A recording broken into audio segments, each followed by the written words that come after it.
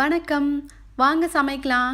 இன்றைக்கி நம்ம ரொம்ப ஈஸியாக பண்ணக்கூடிய உருளைக்கிழங்கு பொடிமாஸ் எப்படி பண்ணுறதுன்னு பார்க்க போகிறோம். இது காரக்குழம்பு, வத்த குழம்பு இதுக்கெலாம் சாப்பிட்றதுக்கு அட்டகாசமாக இருக்கும். வாங்க அதுக்கு தேவையான பொருட்கள்லாம் பார்க்கலாம். 2 உருளைக்கிழங்கு எடுத்து வேக வச்சு மசிச்சு எடுத்து வச்சுருக்கேன். அது கூடவே 2 ஸ்பூன் எண்ணெய், 1/2 ஸ்பூன் கடுகு, 1/2 ஸ்பூன் உளுத்தம்பருப்பு, 2 பச்சை மிளகாய், கொஞ்சமாக கருவேப்பிலை, கொஞ்சமாக வெங்காயம், 1/4 டீஸ்பூன் மஞ்சள் தூள், துருவின தேங்காய் 2 ஸ்பூன். வாங்க எப்படி பண்ணுறதுன்னு பார்க்கலாம். ஒரு பேனில் நம்ம எடுத்து வச்சுருக்க எண்ணெய் ஊற்றிக்கலாம். எண்ணெய் சூடானதும் கடுகு, உளுத்தம்பருப்பு சேர்த்துக்கோங்க. கடுகு நல்லா பொரிஞ்சதும் நம்ம எடுத்து வச்சுருக்க பச்சை மிளகாய் சேர்த்துக்கலாம். பச்சை மிளகாவை இந்த மாதிரி சின்ன சின்னதாக கட் பண்ணிக்கோங்க. அது கூடவே வெங்காயம் சேர்த்துக்கோங்க. வெங்காயத்தையும் இந்த மாதிரி சின்ன சின்னதாக கட் பண்ணிக்கோங்க.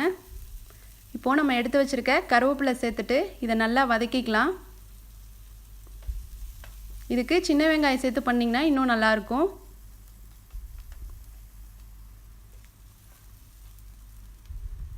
இப்போது எல்லாம் நல்லா வதங்கிடுச்சு. இதில் நம்ம எடுத்து வச்சுருக்க மஞ்சத்தூள் சேர்த்துக்கலாம். மஞ்சத்தூள் சேர்த்து இதை நல்லா கலந்து விட்டுக்கோங்க.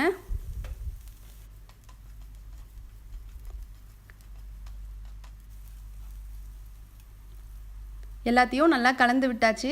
இப்போ இதில் நம்ம வேக வச்சு எடுத்து வச்சுருக்கேன் உருளைக்கிழங்கு சேர்த்துக்கலாம். அது கூடவே தேவையான அளவு உப்பு சேர்த்துக்கோங்க. இப்போ இதை நல்லா கலந்துக்கலாம். ஒரு 2 நிமிஷம் அதிலே நல்லா வதக்கிக்கோங்க. உருளைக்கிழங்கு நல்லா மசிக்க வேண்டாம். அங்கங்கே பெருசு பெருசாக இருந்தால் தான் நல்லாயிருக்கும் சாப்பிட்றதுக்கு.